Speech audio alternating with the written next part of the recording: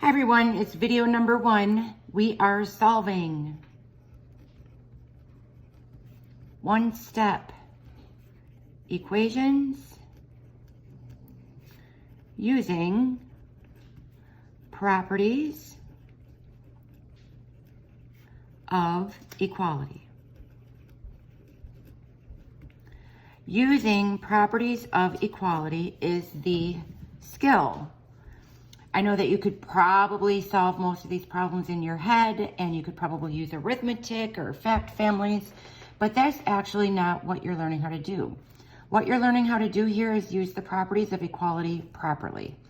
I'm going to start with an example, but first, why don't you make sure you have something to write with and write on? You might want to copy all of these notes. You might want to just copy the examples, whatever works for you, whatever you think you'll need in order to do the practice on your own. So I'm going to just start by writing an example of an equation. X minus 3 equals 17. So like I said, you already know the answer, or at least most of you do right away. You know that 20 minus 3 equals 17. So you already know that X equals 20. And that's great that you know that X equals 20, but you didn't use any properties of equality to get there. And even though you could do this equation in your head, and you will be able to do equations like this in your head forever, eventually you're going to run across an equation that you just can't do without using the properties of equality because they're too complicated. And you're actually going to run into some equations like that in week 3 of our virtual learning time. So I have this equation, and I'm going to add 3 to both sides because the property of addition states that I can do that to both sides of the equation, and I'm not changing the equation. It's still equal. That's what equality means, that the two sides of the equation are equal. So I have X minus 3 plus 3 equals 17 plus 3.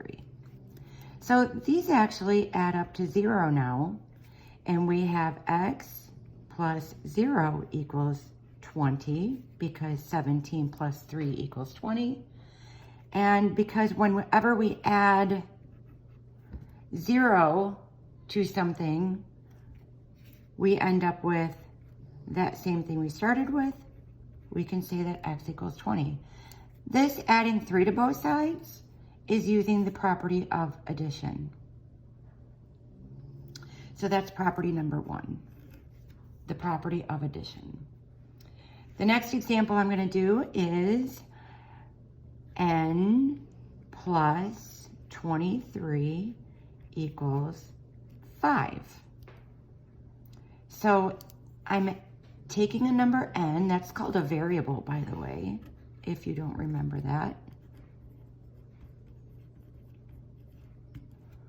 A variable is just a letter that is an unknown, but I need some number plus 23 equals 5. Now this isn't as easy to solve in my head as the previous one.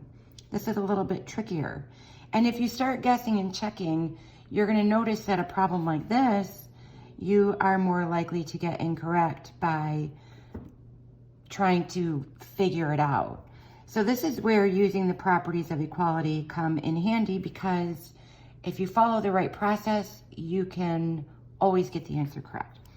So since I'm adding 23 here, I'm going to use the property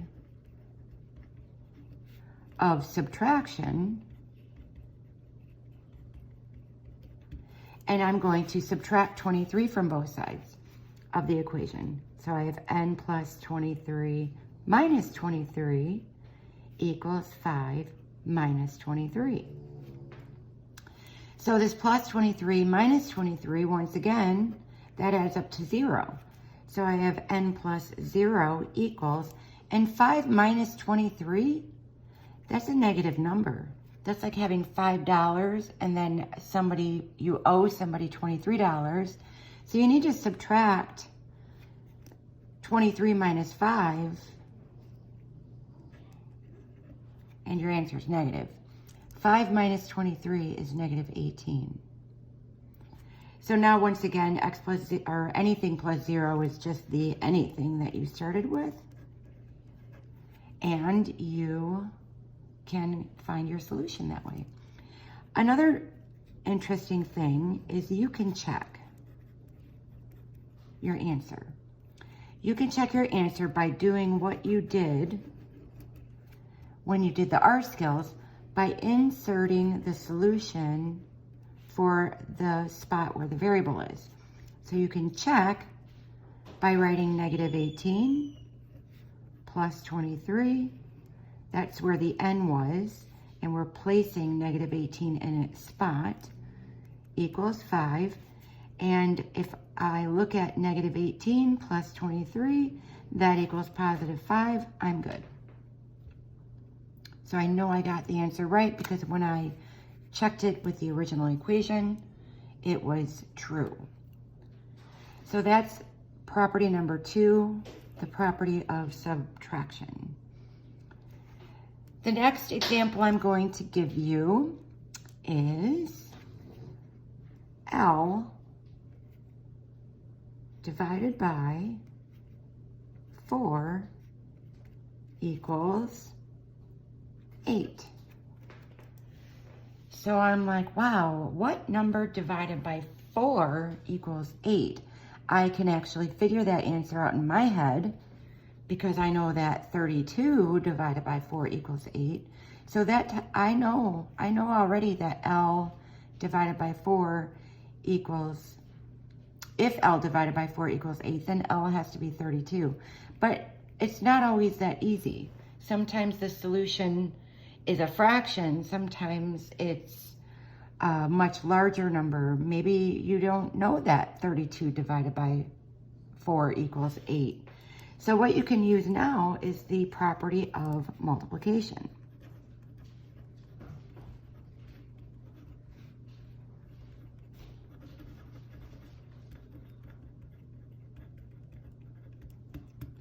And when you use the property of multiplication, you can multiply both sides by the same number, just like we subtracted both sides. Then we subtracted the same number from both sides, and just like we added the same number to both sides, I can now multiply both sides by the same number. And what I'm going to multiply both sides by is 4. And the reason I'm multiplying is because that is kind of the reverse operation. We call that the inverse operation of division. And because I'm dividing, if I undo dividing by multiplying by the same number, then I can solve for L. So L divided by 4 times 4 is the same as L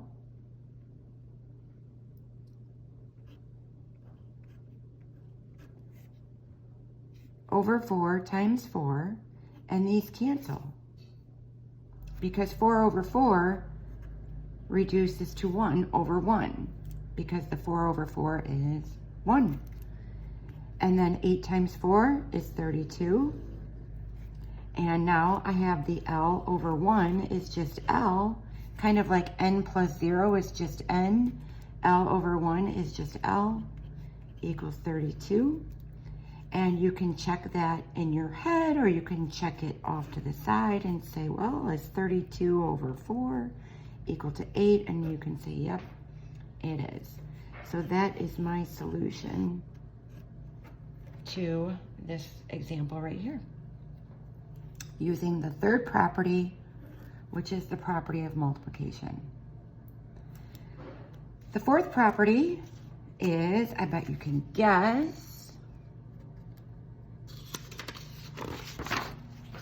and you've probably guessed correctly, that it's going to be the property of division.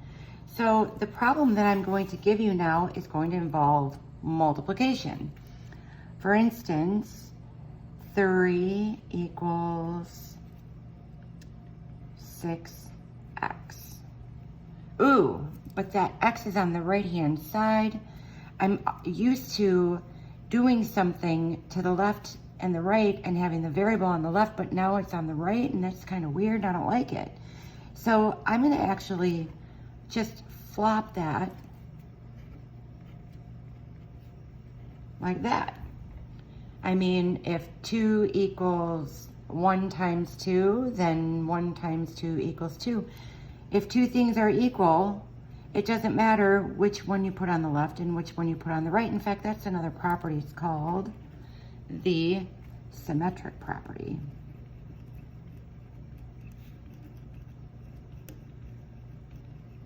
And that basically says if you have A equals B, you can rewrite that as B equals A. That's kind of like a little gift. You can put your variable on the left instead of having it on the right.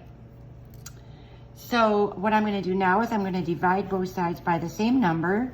And since I have 6 times x, that 6x is the same as 6 times x. It means the same thing. I'm going to divide both sides by 6. And I have x equals 3 over 6, which all of you are going to think in your head, oh, it's 2. 3 divided by 6 is 2, but that's not true. 3 over 6 is actually equal to 1/2. 3 over 6 reduces to 1 over 2.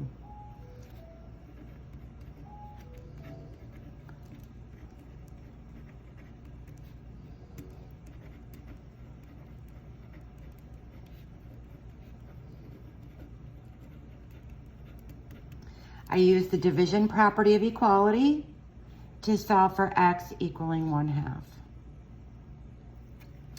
And you can double check by saying, well, does 3 equal 6 times 1/2? And 6 times 1/2 is equal to 3, so we know that we are all good. So you actually have a 5th property there after using our 4th property of division. And then we have a 5th property that we learned, which is called the symmetric property. So you have some more resources. You have some IXL practice, but basically we have our 4 properties: addition, subtraction, multiplication, and division. And this is where we do something to both sides of the equation to kind of undo what is happening to the variable, and we can solve for the variable that way. We are going to have a discussion board every week on Monday at 11, from 11 until 11:40. So if you want to join the discussion board at 11, and if you want to tell me what is confusing to you, or what problems you're struggling with, or what you may have gotten wrong, you can ask me those questions on Monday. For week 1, I'm actually going to do a second discussion board on Friday. So my discussion boards for week 1, which is tomorrow, which is April 20th, and on Friday, which is April 24th, right? Friday is April 24th? No, it's April 25th. No, 24th. Oh, I lied. So anyway, this week, starting basically today, which is actually tomorrow because I'm doing this on Sunday, we are going to have a discussion board at 11 on Monday and at 11 on Friday, so that you guys can ask me questions and I can answer them for you. So far, I am not going to plan any Teams meetings, but I'm sure you guys would like to see me because I know I'd like to see you. So I will probably plan a Teams meeting at some point. I hope you have a great week, and I hope you all are comfortable with how we are learning now. And I hope you have a great day. Take care.